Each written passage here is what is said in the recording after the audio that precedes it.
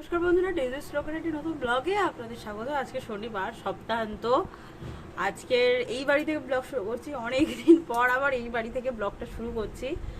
আজকের আমার মা আমার দিদিকে আইব্রো ভাত দেবে। কালকে হওয়ার কথা ছিল, সেটা আজকেই হচ্ছে। সে যাই হোক, আমার এই পুরো মে মাসটা শুধু বিয়ে বাড়ির ভাইবস করেই কেটে যাচ্ছে।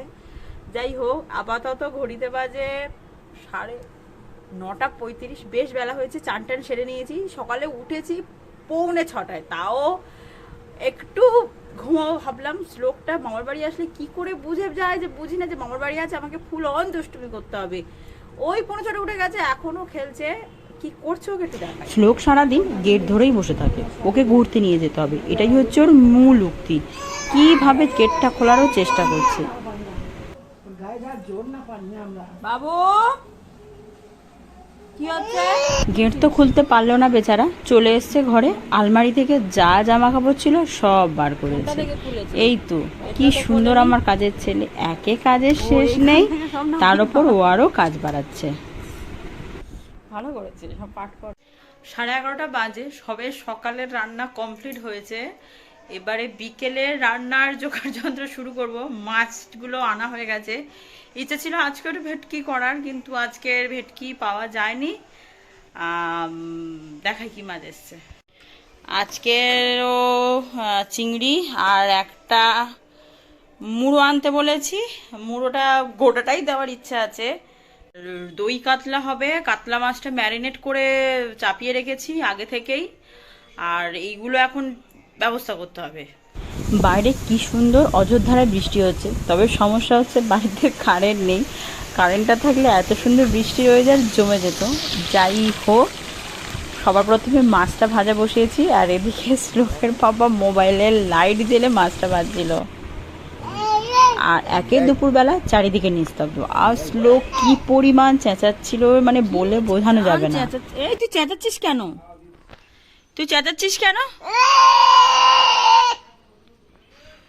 বাবা, সবাই চেঁচাচ্ছে, তুই চেঁচাচ্ছিস কেন এত? এই কি বলছিস? এই তুই কি বলছিস? কিছু বোঝা যাচ্ছে। তুই কি বলছিস? তুই চিল্লাচ্ছিস কেন? এই দুপুরবেলা চিল্লাচ্ছিস কেন?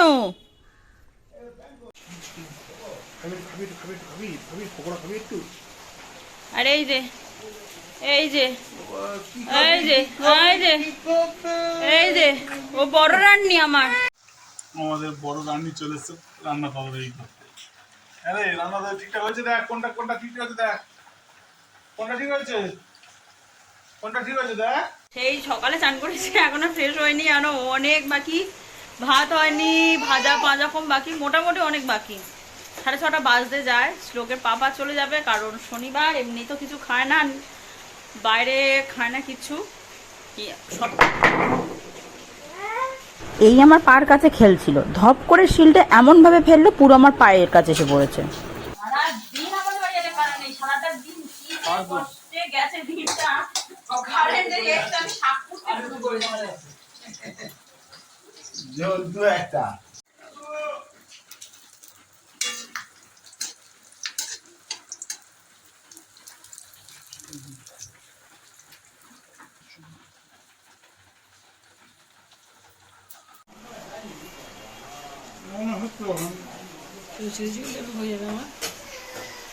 যাই হোক, আজকের দিনটা সত্যি কি যাচ্ছে তাই যাচ্ছে। সন্ধ্যে থেকে তো কারেন্ট নেই, সারাদিন এলোই না। কোথায় বাতির আলো, মোবাইলের আলো, এতেই আমাদের রান্না হচ্ছে। কথা বলতে এরকম এক্সপিরিয়েন্স আমি আগের জীবনে ফেস করিনি। হয়তো এটা হওয়ারই ছিল, কারেন্ট যায় না বলে। আমাদের এ বাড়ি ও বাড়ি কোথাও ইনভার্টার নেই। আর সত্যতা আমাদের এই বাড়িতে ডবল ফেজ, মানে এইটা চলে গেলে ওই কারেন্টটা থাকে, এমনও সিস্টেম করা। কিন্তু দেখে দেখে আজকের কোথাও কারেন্ট নেই। আর ও লাকিলি কারেন্টে এসে এরকম মোমেন্ট আমি পাবো সত্যি ভাবিনি। যাই হোক, আমার ভাত বাকি, ফ্রাইড রাইস হয়ে গেছে, ভাত বাকি, আর শুধু একটাই ভাজা বাকি 5 রকমের। ওটা করলে আমার রান্না অল ডান। শ্লোকটা আমার খুব ঘুমাচ্ছে আজকে, আসলে ওয়েদারটা ঠান্ডা তো। উফ, লাকিলি এরকম মোমেন্ট যে পাবো, যে চিলি চিকেন ডান, রান্নাঘরটা গোছানো বাকি, একটু গোছাতে হবে, একদম মেসি হয়ে গেছে, দিলে কমপ্লিট। ফ্রাইড রাইস, এটা হচ্ছে তোমার দই কাতলা, এটা হচ্ছে চিংড়ি, আমের জেলি চাটনি, ভাজা এইখানে 3 রকম, এই একটা 4 রকম, আর এইদিকে হচ্ছে মিষ্টি। সারাদিন কারেন্ট না থাকলেও সন্ধেবেলাটুকু ছিল, যতটুকু আমি খাবার দাবার গোছাচ্ছিলাম সেই টাইমটুকু ছিল, এটাই আমার কাছে অনেক। রান্নাটা কষ্ট করে করা যাই হোক হলেও কিন্তু খাওয়ার সময় যদি কারেন্ট না থাকে বড্ড অসুবিধা হয়।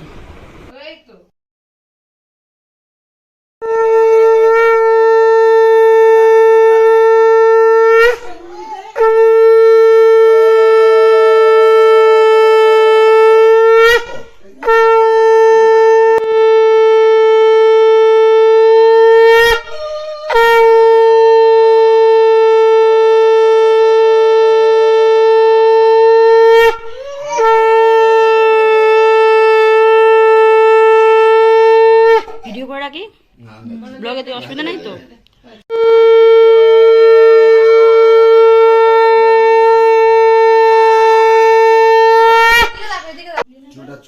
একশো ঠিক করে দেখে, হ্যাঁ হ্যাঁ হ্যাঁ, ও সে তখন ঠিকঠাক করে পড়ে। এই তো ভালো হয়ে যায়, একটু বেগে টেগে গেছে ওই ওইটা হ্যাঁ হ্যাঁ হ্যাঁ।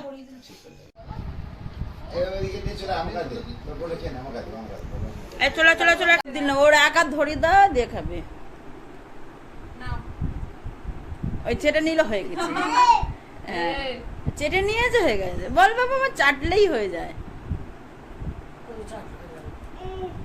আর ঢাকা দাও, ঢাকা লাগিয়ে দেবে ও, ওটা নেওয়ার স্টাইল, তুমি দেখো।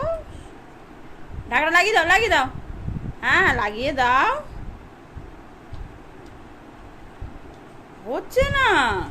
মোটামুটি সব সেরে ফেলেছি, শুধু শ্লোকের দুধ গরমটা বাকি ছিল, আর রান্নাঘরটা পরিষ্কার করলে আমার কাজ আজকের জন্য অল ডান। যত রাতই হোক রান্নাঘরটা পরিষ্কার করে না শুলে আমার যেন ঠিক ঘুম আসে না, কারণ অত অপরিষ্কার, সকালে উঠে আর একটা হেডেক, তার থেকে যত রাতই হোক পরিষ্কার করে শুলাম, একটা নিশ্চিন্তি।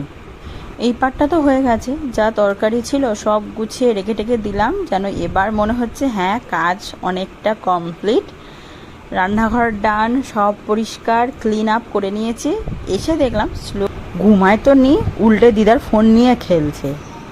মোটামুটি 12টা বাজতে 5, সব কিছু কমপ্লিট, অল ডান। আজকের আর রাতে তো চান করা যাবে না, এমনিও বৃষ্টি পড়েছে, ঠান্ডা, জাস্ট ফ্রেশ হবো, শুয়ে পড়বো। আজকের দিনটা খুব খুব খুব ভালো গেল। মার শরীরটা একটু খারাপ, ওই জন্য আমি একদম প্রথম থেকেই ঠিক করে রেখেছি যে এবারে রান্নাবান্নার দায়িত্বটা সব আমি নিয়ে করে নেবো, মার অত চাপ নিতে হবে না। আর যাই হোক, একটা যতই হোক ছোট আয়োজন হলেও একটা বড় হেডেক থাকে যে ঠিকঠাক গুছিয়ে নামানোটা। দিদির আইবুড়ো ভাত এই বাড়ি থেকে দেওয়া হয়ে গেলে আবার আমার বাড়িটা শুধু বাকি, ওটাও এই সামনের সপ্তাহে কি এখনো কিছুদিন বাকি আছে, সেটাও দিয়ে দেব।